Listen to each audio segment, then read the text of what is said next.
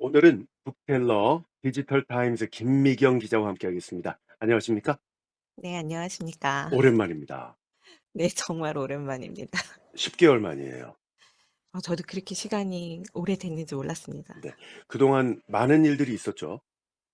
네, 많은 일이 있었어요. 정치부에서 이제 출입처를 바꾸셨습니다. 지금 어디 계신 거예요? 예, 제가 부서 발령이 나서 네. 지금은 ICT 과학부라고 어. 주로 이제 IT와 뭐 콘텐츠 플랫폼을 담당하는 제가 어. 출입처가 변경이 있었습니다. 그럼 유튜브도 담당하나요? 네. 그러면 아주 제대로 잘 가셨다 그렇게 싶고요. 됩니까? 네. 그리고 정치부가 워낙 많이 바쁜 곳이잖아요. 네, 정말 많이 네. 바빴습니다. 선거도 있었고 맞습니다. 네, 제가 선거는 계속 있는 거니까. 그래서 예. 그동안 10 개월 동안 한 편밖에 못 하셨지만 네. ICT 과학부로 가셨으니까 한 2편 정도 기대를 해 보겠습니다. 사실 그 첫 번째 그 소개해 주셨던 작품이 츠지 히토나리의 감동작이었잖아요. 네, 사랑을 사랑을 주세요. 주세요. 예. 이게 지금 역주행 중이에요, 저희 채널에서. 아, 네. 지금 감사합니다.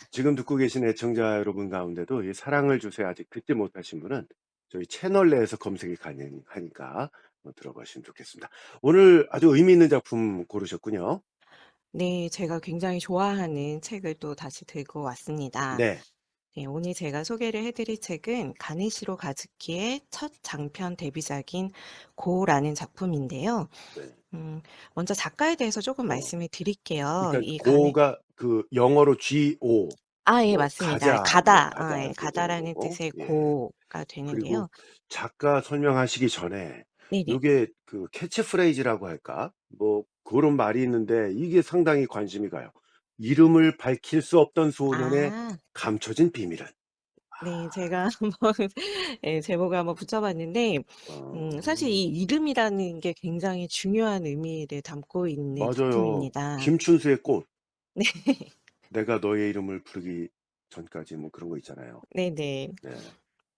"나에게로 와 꽃이 되었다." 뭐 이런 그렇지. 구절이었나요? 저 네. 기억이 안 나요. 너무 오래돼서. 네. 다들 찾아보시면 됩니다. 이게 맞지 않을지라도. 네. 네.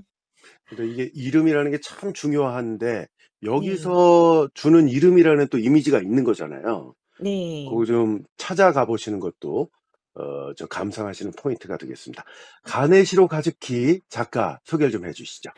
네. 일본에서 이 가네시로라는 성을 쓰는 경우에는 이 가네가 돈을 뜻하는 그 쇠금자거든요. 네. 음.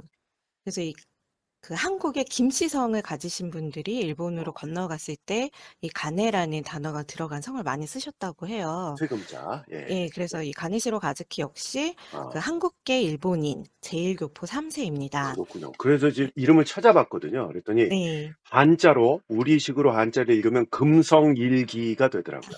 네. 네. 저도 그건 몰랐던 가네시로 가즈키. 정보인데. 네. 네. 제일교포 3 세시고요. 네. 근데 지금은 한국계 일본인이긴 하지만 네. 그 작가가 중학교 때까지는 민족학교, 그러니까 북한 계열의 학교를 다니다가 그러니까 이제 조총련. 예. 예, 예. 국적을 중간에 북조선에서 대한민국으로 바꿨다고 합니다. 어허. 예, 그래서 이렇게 국적을 바꾼 것을 계기로 해서 작가가 음. 일본 고등학교에 진학을 하거든요. 예. 근데 작가가 아무래도 이렇게 국적이 다르다 보니까 그렇게 순탄한 학창 시절을 보냈던 건 아닌 것 같아요. 그랬겠죠.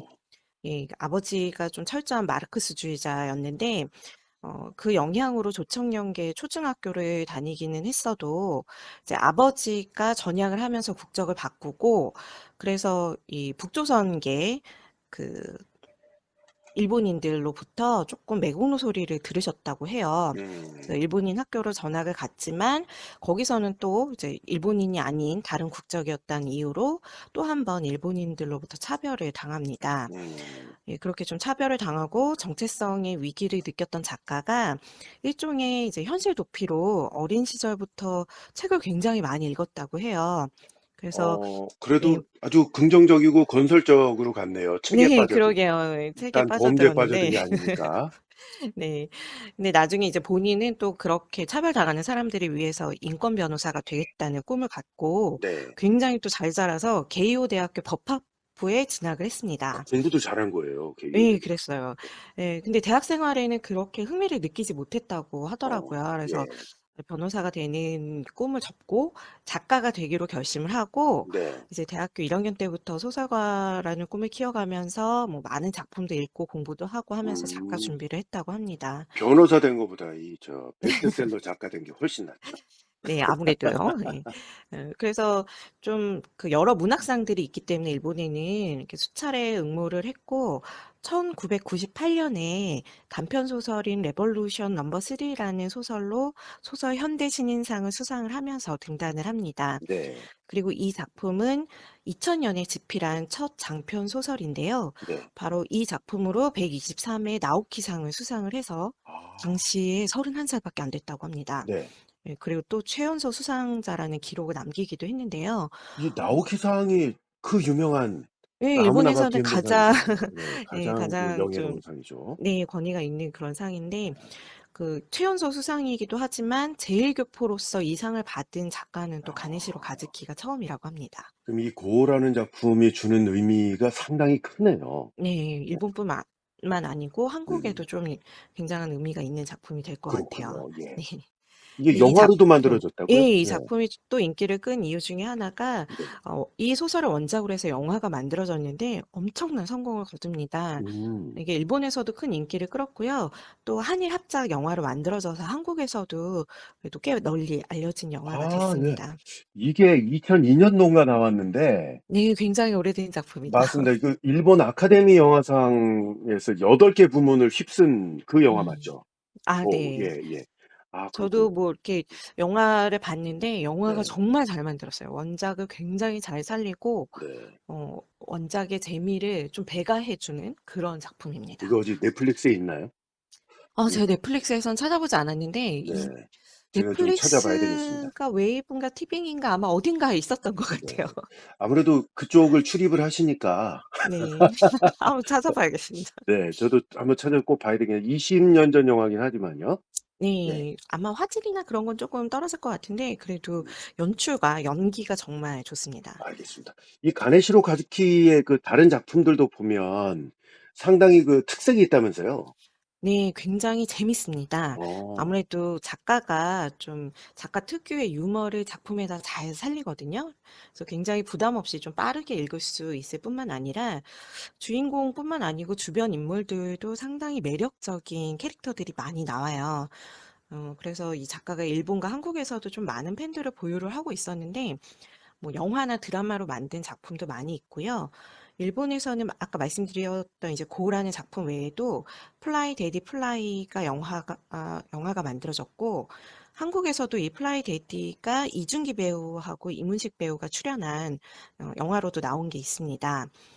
그리고 일본에는 작가가 직접 시나리오를 쓴 SP라는 드라마가 있기도 합니다. 이렇게 좀 작가에 대해서는 좀 길게 말씀을 드렸는데요.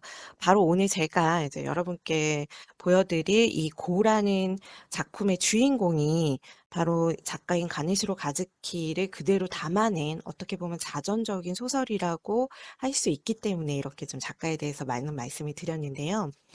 이 고라는 소설은 주인공인 스기하라가 프로 복서 출신이자 철저한 마르크스주의자였던 아버지가 북조선, 그러니까 즉 북한에서 대한민국으로 국적을 바꾼 뒤에 자신도 국적을 음. 바꿔서 일본 고등학교에 진학한 뒤 벌어지는 일들을 담고 네. 있습니다. 벌써부터 흥미롭네요. 그러니까 이게 자전적 소설인데 그래도 이 소설 속에서는 이 이름이 좀 다르죠, 주인공이? 네네. 네, 스기하라. 스기하라라는 네. 이름이 나옵니다. 그렇게 관심을 가져주시면 좋겠고요.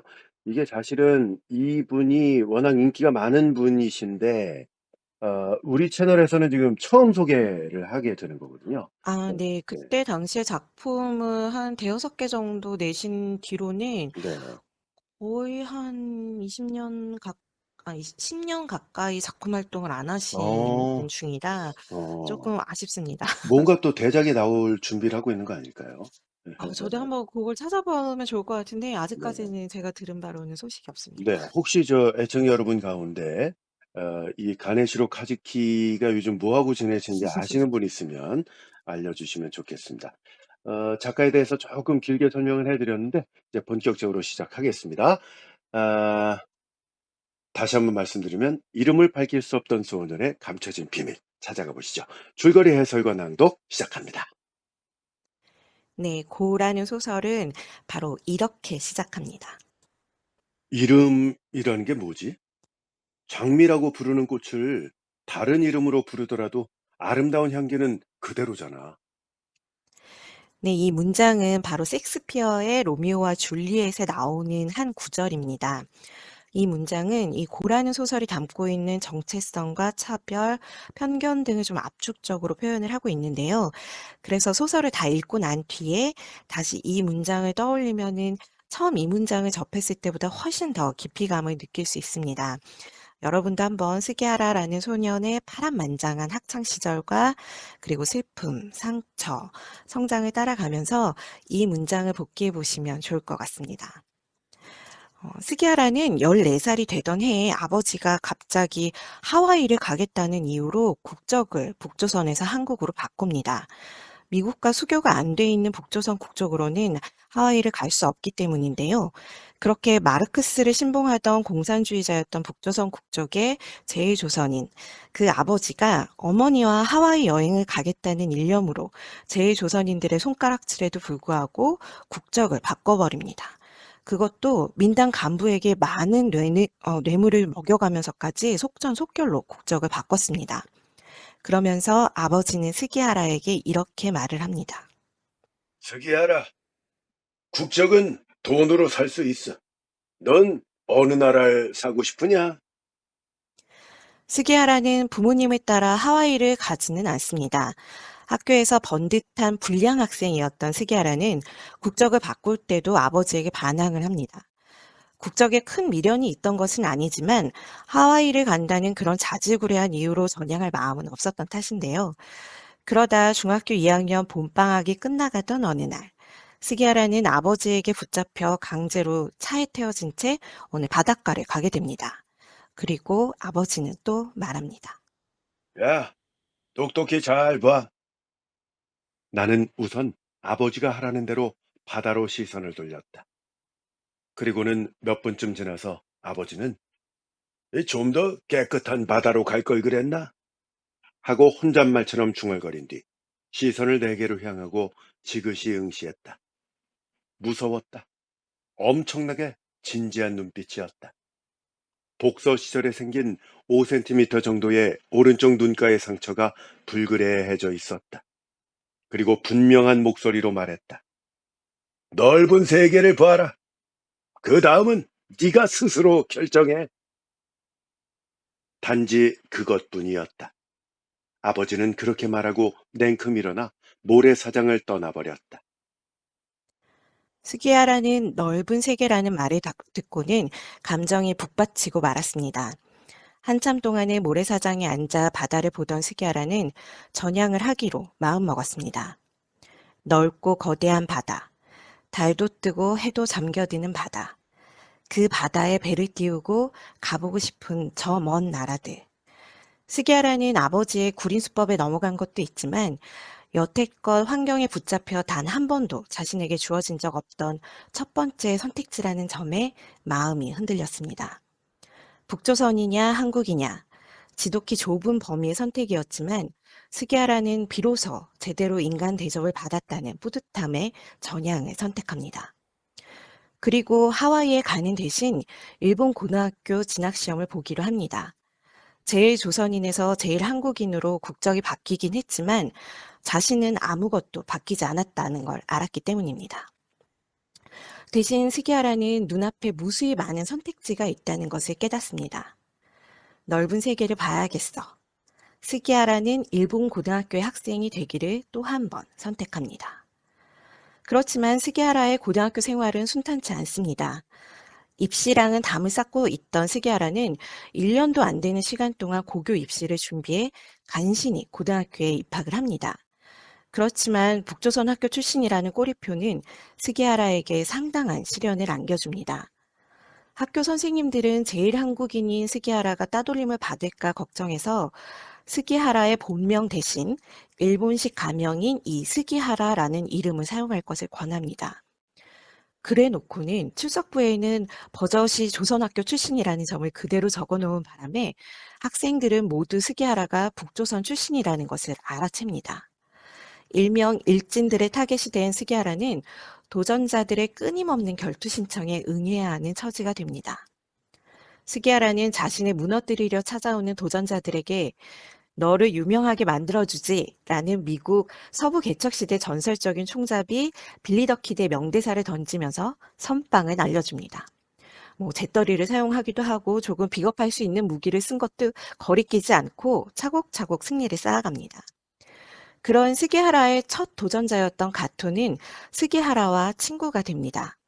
야쿠자 간부의 아들이었던 가토의 코를 부러뜨렸던 스기하라는 야쿠자에게 보복을 당할까 걱정을 하긴 하는데요. 오히려 그 일을 계기로 성형수술을 한 가토는 스기하라에게 고마워합니다.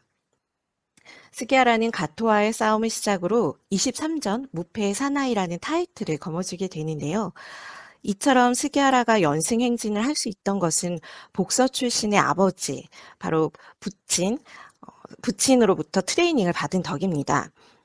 초등학교 시절부터 학교를 빼먹기 다반사였던 말썽쟁이였던 스기하라는 뭔가 하고 싶은 게 없냐는 아버지의 물음에 복싱을 가르쳐 달라고 합니다. 영화 로키를 본 영향이 크긴 하지만 아버지에게 본격적으로 트레이닝을 받습니다. 트레이닝 첫날, 나와 아버지는 집 근처에 조깅 코스가 달린 큼직한 공원으로 향했다. 공원에 도착하자 아버지는 한가운데 자리한 출입 금지의 넓은 잔디 구역으로 들어갔다. 나도 그 뒤를 따라갔다. 잔디밭에 거의 한복판쯤까지 들어간 아버지는 나와 약간 거리를 두고 마주하는 모양새로 섰다. 아버지는 잠시 아무 말 없이 나를 응시하고 있었다. 그러다가 왼팔을 앞으로 쭉 뻗어. 그리고 팔을 뻗은 채로 한 바퀴 빙 돌아. 나는 머뭇거리면서도 왼팔을 앞으로 쭉 뻗은 채 왼쪽으로 한 바퀴를 돌았다. 내가 다시 정면으로 마주하자 아버지는 말했다. 지금 네 주먹이 그린 원의 크기가 대략 지금의 너라는 인간의 크기야. 그 원의 한가운데 딱 자리 잡고 팔이 닿는 범위에만 팔을 내밀거나 가만히 있으면 넌 다치지 않고 안전하게 살아갈 수 있어. 내 말이 무슨 말인지 알겠냐? 나는 천천히 고개를 끄덕여. 그리고 아버지는 어때? 이런 거, 근사하지? 하고 말했다. 나는 곧바로 대답했다. 아버지, 꼰대 같아요. 그러자 아버지는 벌쩍 웃으면서 말했다. 이 복싱은 말이다. 자신의 원을 자신의 주먹으로 찢어버리고 원 밖에서 뭔가를 빼앗아 오려는 행위야. 원 밖에는 말이야 강한 놈들이 우글거려 빼앗아 오기는커녕 상대가 너의 원 안으로 들어와서 소중한 걸 빼앗아 갈 수도 있어. 게다가 당연한 일이지만 얻어맞으면 아프고 상대를 때리는 건 역시 아파. 무엇보다 서로 치고받는 건 무섭단 말이야. 얘야, 근데도 복싱을 배우고 싶니? 원 안에 가만히 들어앉아 있는 게 훨씬 더 편하고 좋을 텐데. 하지만 나는 조금도 망설이지 않고 대답했다. 나 복싱 배울래. 아버지로부터 복싱을 배운 스기하라는 그나마 착실한, 그러니까 학교를 빼먹지 않는 중학생이 됩니다. 학교는 너무 싫어했지만 그래도 그곳에는 친구가 있었습니다. 자신과 코드가 맞는, 어쩌면 자신의 2, 3년 후의 모습과 같은 2살 위의 선배 다와케 선배와 정일이입니다. 다와케 선배는 이름이 아니라 머리카락이 뻣뻣한 수세미솔 같다 해서 붙은 별명입니다. 그는 스기하라를 또라이라고 부르면서 귀여워했었습니다. 어떤 일이 있어도 싸움을 피하지 않던, 그리고 엄청 빠른 달리기 실력을 자랑하던 선배였습니다. 그런데 다하키 선배는 어떤 장애물에 걸려 넘어지고 맙니다. 바로 자신이 자랑거리였던 빠른 발이 붙잡혀버린 건데요. 바로 제일이라는 차별에 갇혀버린 것입니다. 당시 일본에는 제일 외국인 지문 날인 제도가 있었습니다. 어 16세가 되면 해당 관청의 외국인 등록과에 나가서 마치 범죄자처럼 지문 날인을 해야 했습니다. 다하키 선배는 지문 날인을 하고 와서 스기하라에게 "실은 등록과 놈들을 두들겨 패줄 생각이었다. 지문을 찍지 않으면 안 되니 속이나 후련하게 최소한 분풀이로 죄다 때려 눕히고 울 작정이었다라는 말을 합니다. 그렇지만 다하키 선배는 지문 날인을 받으러 온 공무원이 다리를 절룩거리는 아저씨였다는 이야기를 합니다. 그리고 16세에 불과한 자신에게 정말로 미안하다는 듯이 "여기까지 오시느라 수고하셨다."라는 말을 하는 그 아저씨에게 주먹을 날리지 못합니다. 그리고 자신이 지문을 찍을 때 남들이 보지 못하도록 노트를 세워서 가려주던 그 젊은 여자 공무원에게 다하키 선배는 주먹을 휘두르지 못했습니다. 다하키 선배는 "결국 잡혀버렸다."라는 말을 남기고는 사라집니다. 그 뒤로 다하키 선배의 행선지를 아는 사람은 아무도 없었습니다. 다하키 선배의 실종은 스기하라가 조선 국적을 버리고 한국 국적을 취득하는 데 있어 커다란 영향을 주게 됩니다. 또 다른 친구인 정일이는 제일 한국인인 아버지와 일본인인 어머니 사이에서 태어난 혼혈입니다. 민족학교 개교 이래 최고의 수재로 불리는 정일이는 개교 이래 최고의 바보로 통하는 스기하라와 접점이 없는 사이였습니다. 그런데 둘은 바로 스기하라가 일본 고등학교에 진학하기로 한 일을 계기로 마음을 나누는 친구가 됩니다. 스기하라는 국적을 바꾸고 일본 학교 입시를 준비하던 일이 들켜서 민족학교에서 상당한 괴롭힘을 당합니다. 민족학교 선생님들조차 스기하라에게 민족 반역자라고 욕을 하면서 폭력을 휘두릅니다. 그때 정일이는 그 선생님에게 외칩니다. "우리는 나라라는 것을 가진 적이 없습니다." 스기하라는 일본 고등학교에 입학한 후 민족학교 친구들과는 멀어지지만 정일이와는 더 돈독한 우정을 쌓아갑니다. 정일이는 그대로 민족학교 고등부에 진학을 했지만 둘의 관계는 더 깊어집니다. 최소 한 달에 한 번씩은 만나서 읽은 책을 서로 이야기하고 그 밖에도 다양한 이야기를 주고받습니다. 정일이의 꿈은 민족학교 교사가 되는 것입니다. 그리고 정일이는 고등학교에도 간신히 입학을 한 스기하라에게 대학을 갈 것을 권합니다. 정일이가 물었다. 너 대학에 안 가면 어떻게 할 생각이야? 어? 아직 생각 안 해봤는데. 하지만 취직할 생각은 없어. 그러면 일단 대학에 가서 4년 동안 뭘 하고 싶은지 정하면 되잖아. 대학 가는 건 내 처지에 좀 과분하지. 내가 이렇게 대답하자 정일이는 진지한 어조로 말했다. 야, 또라이, 넌 과분한 걸 누리면 살아도 괜찮아. 이미 대폭 빗나간 방식으로 살아가고 있으니까. 나는 또라이 네가 이대로 계속 빗나가줬으면 좋겠어. 어디까지든 또라이라면 그렇게 할 수 있을 거고. 근데 뭐 이건 그냥 나 혼자 멋대로 해본 생각이야. 스기하라는 대학을 권하던 정일이의 충고를 한 귀로 듣고 한 귀로 흘린 채 고등학교 생활을 하고 있습니다. 일진들과의 챌린지를 이어가면서 말이죠. 스기하라는 어느 날 일본고교 유일의 친구인 가토로부터 생일 파티에 초대를 받습니다. 가토는 야쿠자의 아들답게 아주 성대한 파티를 열죠. 그리고 스기하라는 그곳에서 일생일대 인연을 만나게 됩니다. 가토가 플로어로 이어지는 계단을 내려가는 바로 그때 입구 문이 스르륵 열렸다. 가토의 움직임을 따라가던 내 시선은 당연한 일처럼 그 문 쪽으로 빨려들었다. 한 여학생이 안으로 들어왔다. 각도 탓에 내 쪽에서는 그녀의 상반신밖에 보이지 않았다. 영화 네 멋대로 해라 의 진 세버그처럼 머리가 짧았다. 내 시선이 그대로 코와 입으로 내려가려는 것을 그녀가 거부했다. 나는 잘게 흔들리는 그녀의 얼굴 움직임을 지켜보았다. 한 남자가 그녀에게 다가와 말을 걸었다. 그녀는 남자의 의지를 깡그리 거두어 꽉꽉 뭉쳐서 획 내던지고는 차갑고 힘차고 날카로운 시선을 던졌다. 남자는 할 말을 잃고 창피한 듯이 어깨를 으쓱하더니 그녀에게서 멀어져 갔다. 명백히 그녀 주위에 어떤 특수한 자력이 발생해서 주위 남학생들의 시선이 그 자력에 빨려들고 있었다. 나도 그 중에 한 명이었다. 그녀는 진지한 눈빛으로 차례차례 테이블을 훑다가 가벼운 한숨을 내쉬었다. 그리고는 다시 남은 테이블을 훑어보다가 마침내 내가 앉은 테이블, 그녀의 눈빛이 강렬해졌다. 그 강한 시선이 나에게 쏟아졌다. 적잖이 당황스러웠지만 평소 버릇이 도져서 나를 쳐다보는 그녀를 마주 노려보았다. 불량한 용어로 말하자면 째려보았다. 그런데 신기하게도 그녀의 얼굴에 아주 매력적인 미소가 가득 번졌다. 나는 여전히 그녀를 째려보았다. 전혀 본 기억이 없는 낯선 얼굴이었던 것이다. 그녀는 몸을 움직여 통통 튀는 걸음으로 내 테이블을 향해 달려왔다.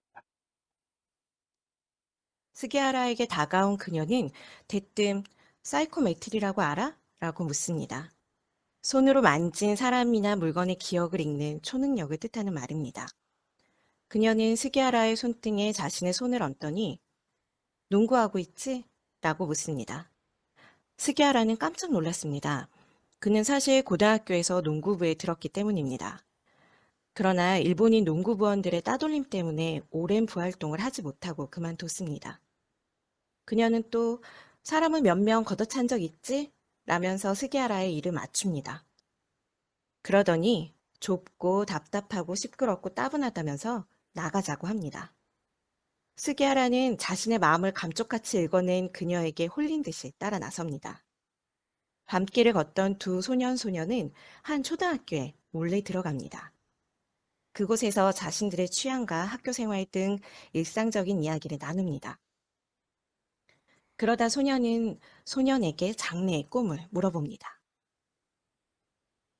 가능하면 인류대학에 가고, 가능하면 인류 기업에 들어가고, 가능하면 착착 출세하고, 가능하면 사랑스러운 아내를 얻고, 가능하면 귀여운 아이 둘을 낳고, 가능하면 도쿄에 단독주택을 짓고, 가능하면 정년퇴직 후에 바둑이라도 배우고, 또 가능하면 봄날 햇살 좋은 날에 아내 손을 잡고 당신과 함께 살 수 있어서 행복했어 라는 등의 말을 중얼거리면서 노쇠로 죽고 싶어. 근데 뭐 분명 그렇게는 안 될 테니까 뭔가 다른 인생을 살게 되겠지? 근데 정말로 가능하면 그런 인생을 살고 싶어? 응. 근데 괜찮다면 네 이름 좀 알려줄래? 이름 따위 뭐든 상관없잖아? 내 이름은 사쿠라야. 사쿠라이? 이름은 그건 네 성이잖아. 안 알려줄래. 나 싫거든. 내 이름은. 어, 내 이름은 스기야라잖아. 어떻게 아까 읽어냈어. 하지만 이름까지는 보지 못했지. 네 이름은 뭐니? 이름 따위 뭐든 상관없잖아. 스기하라는 그렇게 사쿠라이와 사귀는 사이가 됩니다.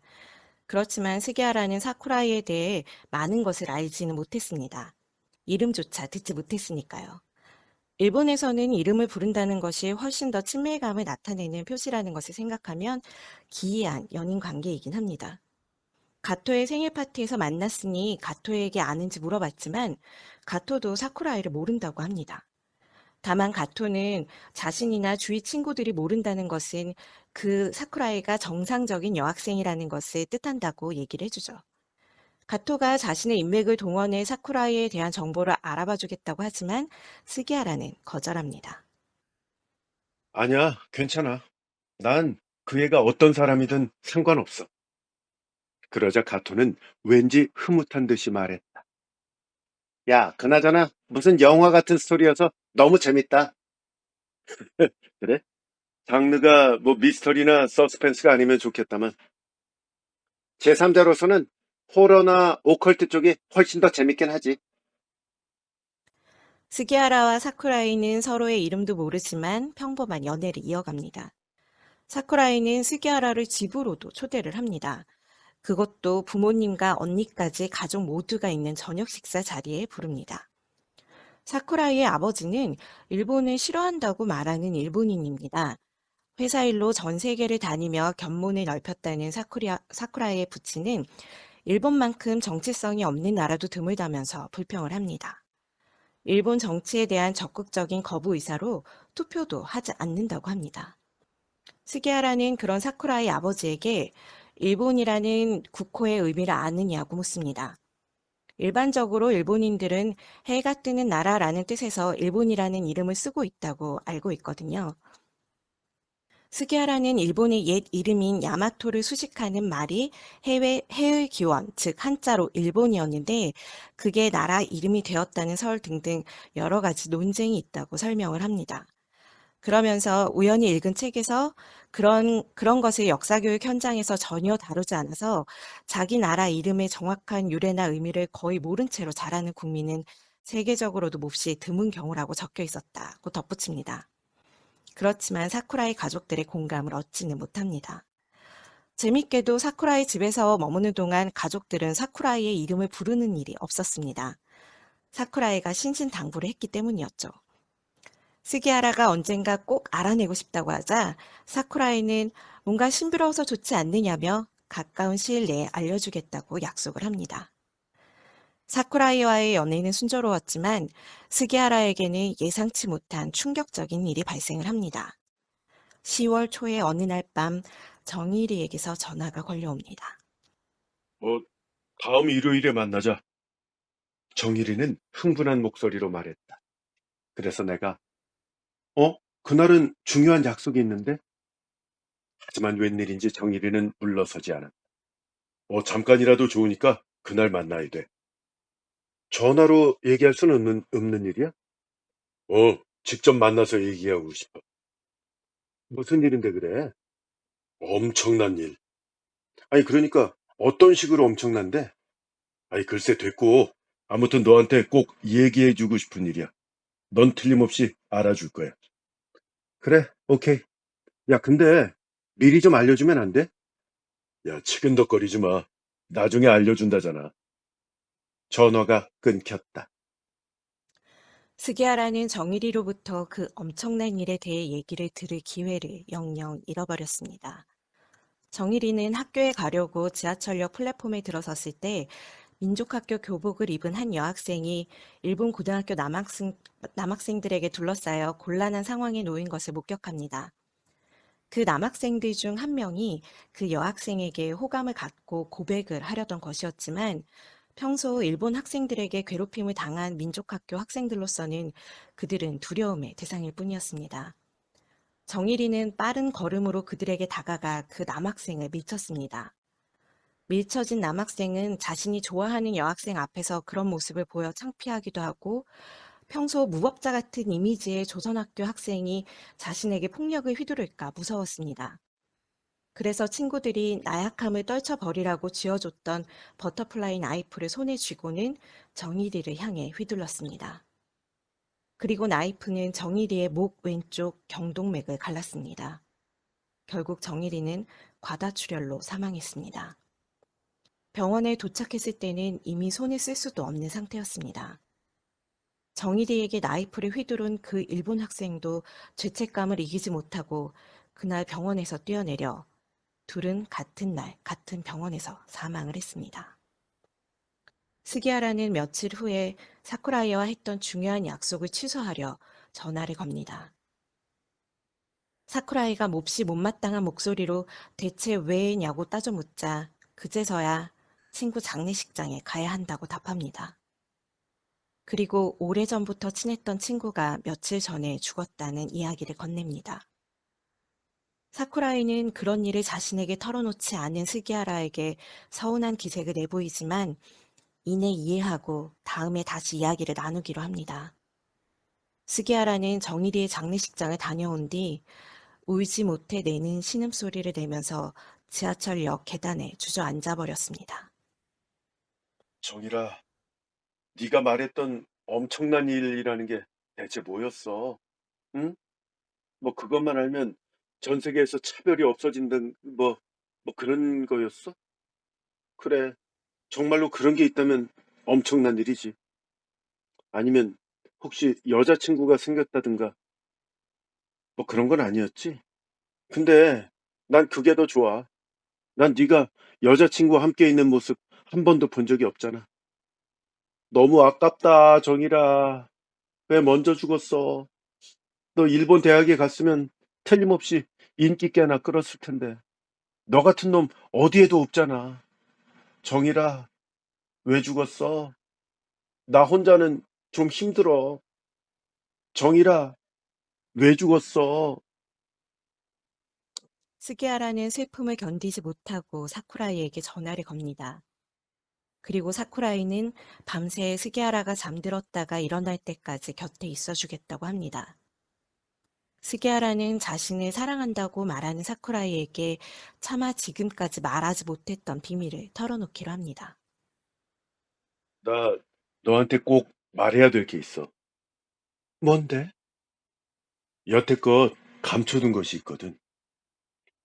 왜 그래, 갑자기? 사쿠라이의 목소리에 불안이 듬뿍 담겼다.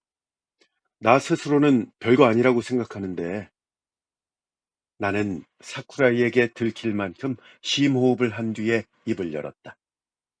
난 일본인이 아니야. 응? 그게 무슨 말이야? 말한 그대로야. 내 국적은 일본이 아니야. 그럼 어딘데? 한국. 하지만 중2 때까지는 북조선이었어. 앞으로 석 달 뒤에는 일본이 될지도 모르지. 뭐 1년 뒤에는 미국이 될 수도 있고, 뭐 죽을 때는 노르웨이일지도. 대체 무슨 소린지 모르겠네. 사쿠라이가 억양 없는 목소리로 말했다. 그럼 국적 따위는 의미 없다는 얘기야? 침묵이 흐른 뒤 마침내 사쿠라이의 입이 열렸다. 그럼 일본에서 태어나고 일본에서 자라기는 한 거야? 나는 고개를 끄덕였다. 무서울 정도의 침묵. 심장박동이 더욱더 빨라졌다. 나는 천천히 사쿠라이 쪽으로 손을 내밀었다. 사쿠라이의 몸이 움찔 떨렸다. 내 손은 허공에 뜬 채 멈춰버렸다. 사쿠라이가 눈을 숙이고 말했다. 아버지가 어릴 때부터 한국이나 중국 남자를 사귀면 안 된다고 했어.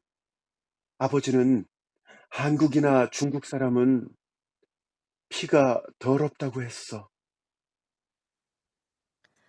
스기야라는 충격적이었지만 충격을 받지는 않았습니다. 그건 단순히 무지와 무교양과 편견과 처벌에 의해 내뱉어진 말이라는 것을 잘 알고 있었기 때문입니다. 그런 어처구니 없는 말을 부정하는 것은 스기야라에게는 매우 간단한 일입니다.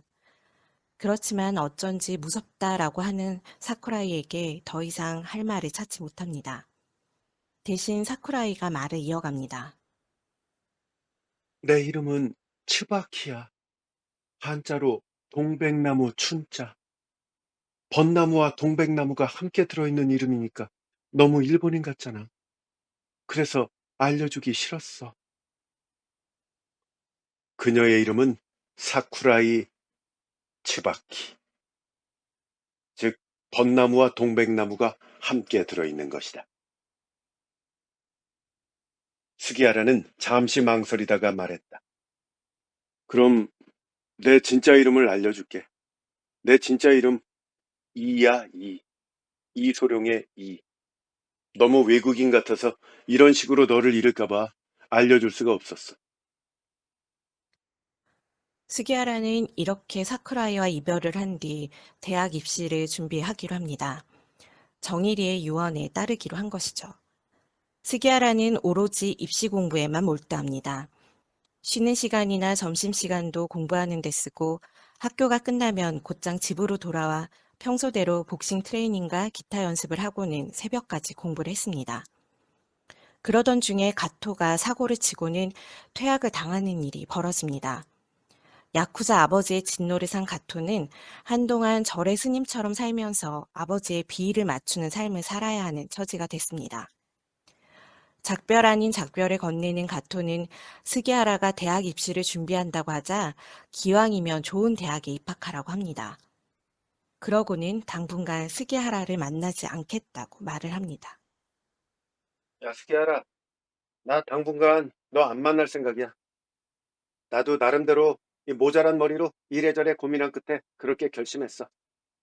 이 지금까지 주위에 빌붙어서 이 나라는 인간 진짜 어중간하고 폼이 안 나는 놈이었더라고. 내가 네가 고바야시를 때려 눕히려 플로우로 내려가는 뒷모습을 봤을 때 나 그걸 깨달았어. 하, 이대로는 평생 저놈 뒤꿈치도 못 따라가겠다. 라고 말이지. 너처럼 네 발로 단단히 일어서서 맞짱을 뜰 정도가 될 때까지는 너하고는 만나지 않기로 정했다. 야, 무슨 소리야? 내가 무슨 대단한 사람도 아니고. 넌 그게 일상일지도 모르지. 근데 그게 나한테는 다르게 보였거든. 나도 이제 야쿠자의 아들이다 하는 것만으로는 안 돼. 그것만으로는 부족하다고.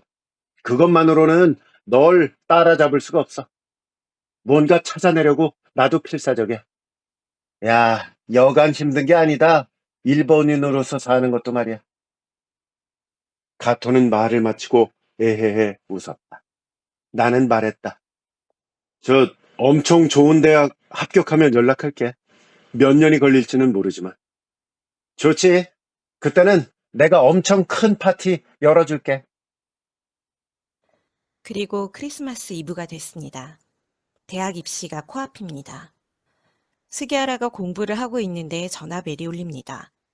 별 수 없이 공부하던 손을 멈추고는 집에 무선 전화기를 집어들었습니다. 사쿠라이였습니다. 아무 말도 하지 못하는 스기하라에게 사쿠라이는 둘이 처음으로 갔던 그 초등학교에서 기다리겠다는 말을 남기고 전화를 끊었습니다. 스기하라는 잠시 고민을 하다가 옷을 챙겨 입고 집을 나섭니다. 사쿠라이가 이렇게 말했다. 고마워. 나와줘서. 하지만 나는 계속 침묵했다. 너를 만나지 않는 동안 내 나름대로 이래저래 고민도 하고 책도 읽어보고 어려운 책도 찾아봤어. 나는 사쿠라이 앞에 쪼그려 앉았다. 사쿠라이의 얼굴이 몹시 긴장하고 있었다. 나는 그 얼굴을 노려보듯이 올려다보며 말했다. 나는 누구지? 제일 한국인. 난 너희 일본인들을 이따금씩 이놈이고 저놈이고 다 때려 죽이고 싶어져. 너희들 어째서 아무런 의문도 없이 나를 제1이라고 표현해? 난 이 나라에서 태어나서 이 나라에서 자랐다고. 뭐 제1 미군이라든가 제1 이란인처럼 외국에서 온 사람들과 똑같은 식으로 부르지 말라고. 제1이라고 부르는 건 너희들 내가 언젠가 이 나라에서 떠나야 될 인간이라고 말하는 것이나 마찬가지잖아. 알고 있어? 어? 그런 거 한 번이라도 생각해 본 적 있냐고. 그러자 사쿠라이는 숨을 헉 삼킨 채 아무 말도 없이 나를 빤히 보았다. 그래, 뭐 좋아. 너희가 날 제일이라고 부르고 싶다면 그렇게 해. 너희들 내가 무섭지? 이 뭔가로 분류해서 이름을 붙여놓지 않으면 안심이 안 되는 거지? 하지만 난 인정할 수가 없어. 난 말이지 라이온 같은 거야. 라이온은 자신을 라이온이라고는 생각하지 않아. 이 너희가 마음대로 이름을 붙여놓고 라이온에 대해서 다 아는 것처럼 생각할 뿐이야. 그러고는 신이 나서 라이온 라이온 불러대면서 가까이 한번 접근해봐. 덥석 달려들어서 너희의 경동맥을 물어뜯을걸? 그거 아니? 나를 제일이라고 부르는 한 너희는 언제까지고 물어뜯기는 쪽이야. 어때? 억울하지? 잘 들어. 난 제1도 한국인도 조선인도 몽골로이드도 아니야. 나를 좁은 곳에 몰아놓는 거 그만두라고. 난 나야. 아니, 난 나인 것도 싫어. 나는 나인 것에서도 해방되고 싶다고. 나는 나라는 것을 잊게 해주는 것을 찾아서 어디든 가버릴 거야. 이 나라에 그게 없다면 너희가 원하는 대로 이 나라에서 나가줄게. 사쿠라이는 스기하라에게 다가와 뺨을 감쌌습니다. 그리고 사쿠라이는 털어놓습니다. 사실 사쿠라이가 스기하라를 처음 본 것은 가토의 생일 파티가 아니었습니다. 지난해 9월 모의고사 시험을 망친 사쿠라이는 우울해하다가 기분 전환을 할 겸 학교 체육관에서 열리는 농구 전국대회 예선 리그를 구경 갑니다. 그러고는 관객석에서 앉아 농구 경기에 선수로 참가했던 스기하라를 보게 됩니다. 그날 스기하라는 자신을 마크하던 상대 선수의 얼굴에 공을 힘껏 던졌습니다. 아마도 상대 선수가 고의로 파울을 했거나 나쁜 말을 했던 모양입니다. 상대팀에서 스기하라에게 소리를 지르자 스기하라는 그대로 드롭킥을 날렸습니다. 잠시 후 코트 안에는 상대팀 선수들이 코피를 흘린 채 모두 바닥에 쓰러졌고 흥분할 대로 흥분한 스기하라는 자신을 붙잡으러 뛰어나온 심판을 향해서도 드롭킥을 날려버렸습니다. 그 모습을 보던 사쿠라이는 그만 너무 우스워서 큰 소리를 내면서 웃고 말았습니다. 그리고 그때 스기하라를 붙잡으라고 소리치는 코치의 목소리를 들었습니다. 자신을 향해 웃고 있는 사쿠라이를 본 스기하라는 험악한 눈으로 사쿠라이를 노려봤고 사쿠라이는 그런 스기하라의 모습에 사로잡히고 말았습니다. 언젠가 스기하라를 만나겠다고 결심을 한 사쿠라이는 가토의 생일 파티가 열리는 것을 알고 우연을 기대하면서 그 장소에 나간 것이었습니다. 사쿠라이는 이렇게 말했다. 난 이제 네가 어떤 사람이든 상관없어. 이따금 달려와서 힘껏 노려보기만 해주면 아예 일본어를 못해도 상관없어. 아니, 스기야라 너처럼 붕붕 날고 쓱 노려볼 줄 아는 사람 이 세상 어디에도 없잖아. 진짜? 나는 사쿠라이의 가슴에 얼굴을 묻은 채 물었다. 진짜야, 나 드디어 그걸 깨달았어. 어쩌면 스기야라를 처음 봤을 때부터 이미 알았는지도 모르겠다. 네. 소설은 여기서 끝이 나는 거죠? 뒤에 살짝 조금 더 있긴 한데요. 거의 네. 네, 줄거리 요게 해설은 끝이라고 여기서 끝이 보시면 납니다. 됩니다. 아, 예. 이거 엄청 재밌네요. 예. 제가 조금 재밌는 에피소드들을 많이 좀 생략을 해 가지고 네. 그러니까 아쉽기는 한데 이게 뭐라 그래야 돼요? 캐릭터들이 아주 그냥 통통 튑니다. 네. 네. 특히 사쿠라이가 굉장히 매력적인 캐릭터인데 네. 제가 조금 셈이 나서 이 사쿠라이와 스기하라의 연애 장면을 거의 네. 드러내는 바람에 아, 이게 조금 그 알콩달콩한 장면들이 많이 없어졌어요. 이 결말이 되게 궁금한데 네. 이게 거의 끝이긴 하지만 스기하라와 사쿠라이가 어떻게 되었을까요? 인제 다시 만난 거죠. 다시 만나서 이게 자전적 소설이라고 하셨잖아요, 작가의. 네네. 그러면 작가한테도 이런 사쿠라이의 존재가 있었는지까지는 제가 조사가 안 됐습니다. 그러니까 자전적인 이야기를 배경으로 했지만 뭐 세세하게 다 뭐 그러면 뭐 전기가 되는 거니까요. 네. 네 그렇죠. 그러니까 픽션에 당연히 들어가 있겠죠. 네. 가네시로 카즈키의 첫 장편 데뷔작 고온데 이게 장편 데뷔작인데 이걸로 엄청난 나우키상을 받은 거 아니에요. 네. 네. 뭐 그전에 이제 단편 소설이 있기는 하지만 네. 그래도 장편으로는 이 작품이 처음이었는데 이렇게 나우키상을 음. 받았습니다. 네. 그리고 이 처음에 나온 있잖아요. 네. 이름이라는 게 뭐지? 예. 네네. 장미라고 부르는 꽃을 다른 이름으로 부르더라도 아름다운 향기는 그대로잖아. 이게 네. 함축적으로 다 들어있고 또 우리 김미경 기자가 말씀하셨듯이 이름을 밝힐 수 없던 소년의 감춰진 비밀. 네. 아주 잘 뽑으셨어요. 네. 뭐 이렇게 마지막에 사실 이제 스기하라가 자기 이름을 다 털어놓지는 않는데 네. 영화에 보면은 영화에서는 풀 네임을 얘기를 해요. 어. 거기서 이제 이정호라는 이름을 쓰는데 이정호. 예 예. "내 이름은 이정호야." 그러면서 음. 그 둘이 얘기를 나누다가 그 이소룡을 좋아한다는 얘기를 하거든요. 그래서 "그 아. 이소룡의 이가 바로 이다. 나의 성이다." 그건 그 영화에선 얘기를 그렇다는 예 말씀이시죠? 영화에선 그렇게 얘기를 하는데 음. 네 책에서는 그 이라는 것만 얘기를 하죠. 그렇군요. 이름을 얘기를 안 해 주고. 그러니까 이 스기하라가 얼마나 이 방황을 많이 했습니까?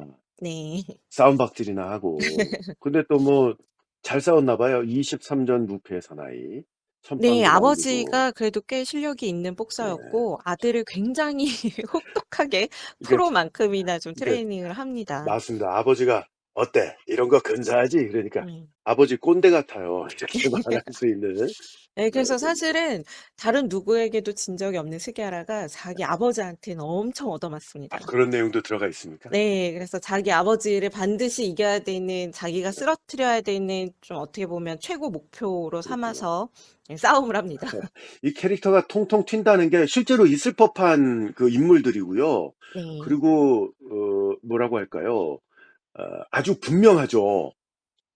그 캐릭터 자체가. 네네. 그러니까 훨씬 더 재미있게 느껴졌고 이렇게 싸움박질을 하다가 정일이라는 친구도 만나고 가토라는 친구도 만나서 드디어 인제 대학에 가려고 네. 하고 뭐 이런 그 마음을 먹게 되는 것도 너무 좋았고요. 근데 이게 중간중간에 보면 무거운 얘기들이 나와요. 그러니까 네. 이거를 사실은 네. 담고 있는 주제가 굉장히 무거운데 코믹 좀 터치로 해서 그렇지 이게 네. 어떤 뭐 제일 외국인 지문날인 제도 네네. 이거 상당히 문제가 있었죠. 예. 제가 처음에 이 책을 봤을 때만 해도 그 제도가 있었던 걸로 제가 기억이 나는데 네. 지금은 아마 없어진 것 같아요. 근데 음. 아마 그 일본에 가 보신 분들은 아시겠지만 네. 일본에 들어갈 때 지문날인 하잖아요, 한국 그렇죠. 사람들도. 예. 예 그게 맞아요. 요즘도 어쨌든 할걸요? 예 그래서 외국인들이 이제 자국에 들어와서 뭔가 문제를 일으키면 누군지 신원 파악을 해야 네. 되기 때문에 근데 그런 그 것 때문에 나라 국적인 사람들도 제1이라는 이름을 붙여서 그걸 해 그러니까 왔다는 거 국적이 일본이 아닙니까? 아니고 그 네. 국적이 한국이거나 음. 북조선인 사람들을 대상으로 음. 그렇게 한 거죠. 제일 외국인 취급을 한 거죠. 네네. 우리가 지금 하나 말씀드릴 건 북조선이라고 자꾸 표현을 하는데 요게 인제 네. 책에 그렇게 나와서 이렇게 표현을 하는 겁니다. 네네. 그러니까 우리는 일본에서는 북한 네. 북조선이라고 부르기 때문에 그렇습니다. 예 고 북한을 그렇게 뜻하는 말들. 예 이해를 하시면 되겠고요. 그리고 이 여자아이 예 사쿠라이, 사쿠라인가요? 예. 요 츠바키 사쿠라이. 만난 것도 아주 그냥 기가 막힙니다. 네. 저는 이 그 글빨이라고 표현하면 어떨까 모르겠는데 네. 뭐 그녀를 막 이렇게 지켜보잖아요, 어떤 남자가. 네. 그러니까 의지를 깡그리 걷어서 음 꽉꽉 뭉쳐서 휙 내던지고 와 이런 표현 네. 아주 그만큼 굉장히 이제 사쿠라이가 어떤 도도한 네. 캐릭터인지 예 도도한 음 캐릭터인데 네. 재밌는 게 영화를 보면은 네. 정말 잘 골랐어요, 배우를. 아 그래요? 누군지 네. 궁금하네. 진짜 찾아봐야 되겠다. 예. 네. 그 여자 배우가 굉장히 유명한 그 일본에서도 굉장히 유명한 배우인데 네. 제가 이름이 지금 정확하게 생각이 안 나는데 지금 여우 주연인 주연이잖아. 아 근데 이거 저긴데. 네네. 조연만 나오는데? 찾아봐야 되겠는데요? 시바사키 코. 예. 아 시바사키 시바사키 코예요. 코. 네. 아. 굉장히 유명한 배우입니다. 그 배틀로얄에도 알죠, 나왔고 알죠. 예. 네. 그 히가시노 게이고 도도하게 생겼어요. 네 작품에도 이렇게 나오고 아 하잖아요. 예 맞아요. 네네. 네. 근데 여기 또 이 상징적인 게 뭐 이름 좀 알려 달라고 하니까 성만 네. 알려주잖아요. "야 네. 그건 네 성이잖아. 이름은 안 네. 알려줄래? 나 싫거든, 내 이름." 근데 싫은 이유가 있는 거예요. 그러니까 그러니까 작가가 이게 요런 장치를 해 놓은 거죠. 일본에서도 예 네. 일본에서도 사실 이 트바키나 사쿠라이가 굉장히 일본색 있는 아 이름이거든요. 네네. 그래서 그러니까 또 뭐 벚꽃나무하고 예. 동백나무 그걸 이게 하나로 네. 붙여 넣었으니까. 네. 아 음. 그래서 고런 얘기도 있었고 그리고 정일이 왜 네 너무 마음이 죽었어요. 아프죠. 예. 예. 근데 인제 그 죽은 사건도 어떻게 보면 네. 차별로 이루어진 거잖아요. 네 오해가 차별과 빚어진 편견 편견. 예 예. 그런 게 빚어진 일이죠. 그러니까 네. 사실 그 남학생이 그 여학생을 좋아했던 거는 그 음. 남학생만 아는 거예요. 그러니까. 예. 예. 그리고 네. 이제 주변에서 친구들이 고백을 한다 그러니까 좀 부추기면서 네. "네가 이렇게 용기를 내라."라는 의미로 그 칼을 쥐어 준 건데 그게 그렇게 사단이 났죠. 그렇죠.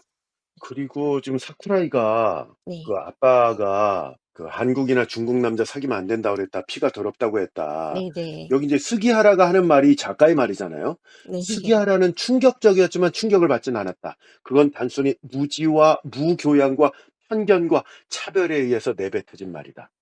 네. 요게 요게 작가의 표현이에요. 이 단순히 맞습니다. 무지와 무교양과 어. 편견과 처벌에 의해 내뱉어진 말. 네. 그래도 스기야라가 친구들을 잘 만나 가지고 열심히 공부도 하고요. 여친도 굉장히 매력적인 여친도 만나게 되고 한 네네. 거죠. 자, 후기 좀 들려주세요. 아 네. 사실 아까 말씀드렸다시피 이 작품이 바로 나오키상을 수상을 했는데 네.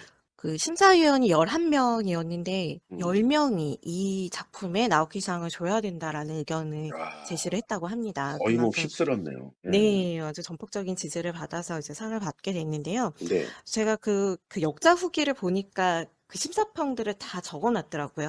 그래서 어. 네 근데 그중에 정말 좀 저하고 굉장히 공감이 되는 심사평이 있어서 그 좀 네. 들고 와 봤는데요. 네.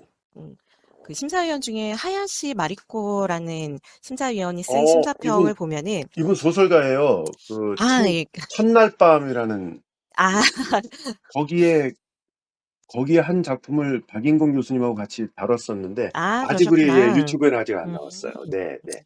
소개해 예. 주시죠, 네. 심사평. 그 작가분이 이제 심사평을 뭐라고 하셨냐면 "재미있고 능수능란하다. 음. 자신이 가진 것을 모조리 쏟아부어 전력 질주를 하는데 그 쏟아붓는 방식이 심상치 않다. 너무도 진해서 읽는 내 쪽이 뭉클해지는 대목이 많았다. 첫 장편이지만 작가가 이 한 작품만으로 끝나버린다 해도 괜찮다는 생각이 들 만큼 훌륭했다."고 했습니다. 이 극찬을 하셨는데 네. 아니 근데 이거 이런 말을 심사평을 하시는 바람에 그 이후에 많이 안 쓰신 거 아니에요? 아 그럴 작 수도 있을 것 같아요. 작가가 이 한 작품만으로 끝나 버린다고 해도 괜찮다. 이런 얘기를 하셔 예. 가지고 지금 10뭐 년 근데 넘게 그 뒤에도 작품을 안 이제 작품이 쓰시잖아요. 나오긴 플라이 데디 플라이라는 이제 네. 장편이 나오긴 했는데 네.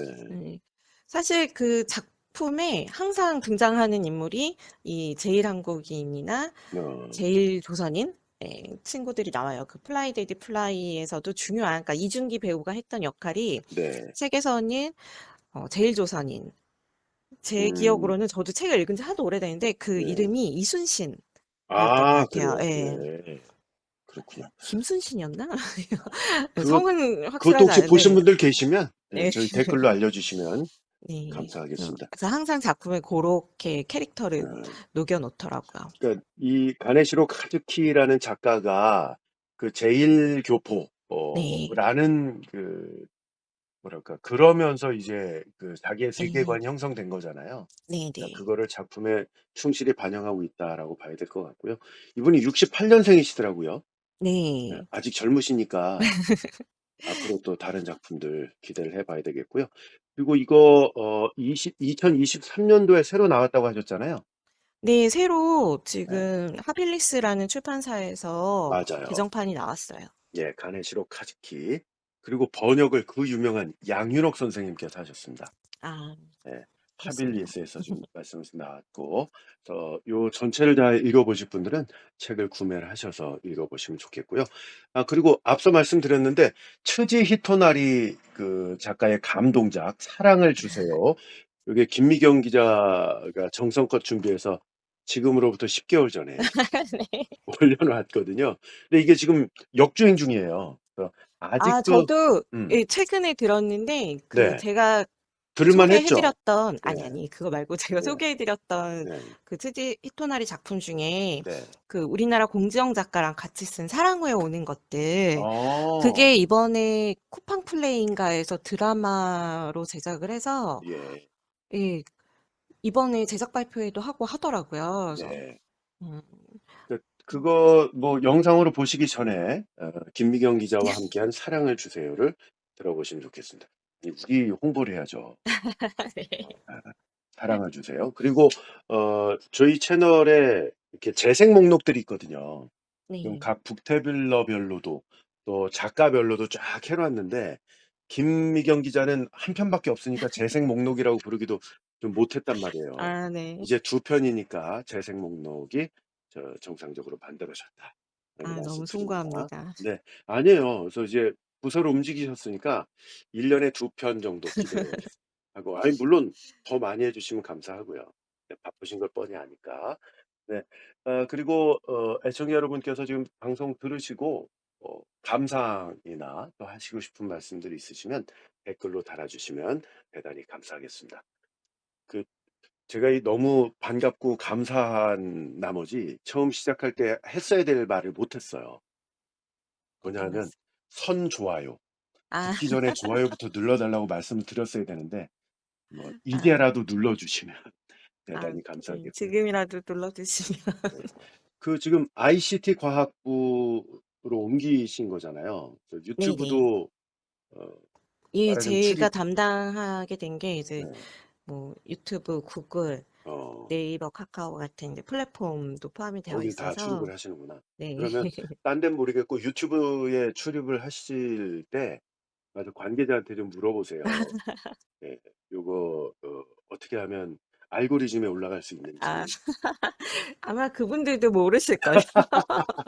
그런 얘기 들은 것 같아요. 유튜브 네. 직원도 모른다고. 네. 네.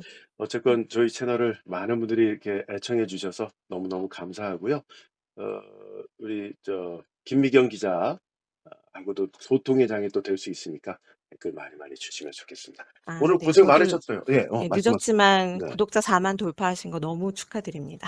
요거 방송 나갈 때 좀 더 많이 들었으면 좋겠다. 아 그러게요. 네. 감사드리고요. 다음번 작품은 아직 준비를 안 하셨죠? 아 다음번 작품 얼른 네. 생각을 해 보겠습니다. 네. 내년 요맘때 뵙는 걸로. 네. 네. 북텔러 디지털 타임즈 ICT 과학부의 김미경 기자와 함께했습니다. 이게 줄거리를 이제 다시 다 리라이팅을 하셔야 되는 건데 정말 수고 많으셨어요. 아 네. 오랜만에 저도 다시 읽으니까 재밌게 네. 잘 봤습니다. 네. 감동적인 여러분도 작품. 제가 이제 미처 담지 못했던 부분들은 꼭 책으로 만나 보시길 바라요. 오. 정말 재밌습니다. 알겠습니다. 오늘 말씀 고맙습니다. 네 감사합니다. 애청자 여러분 감사합니다. 안녕히 계십시오.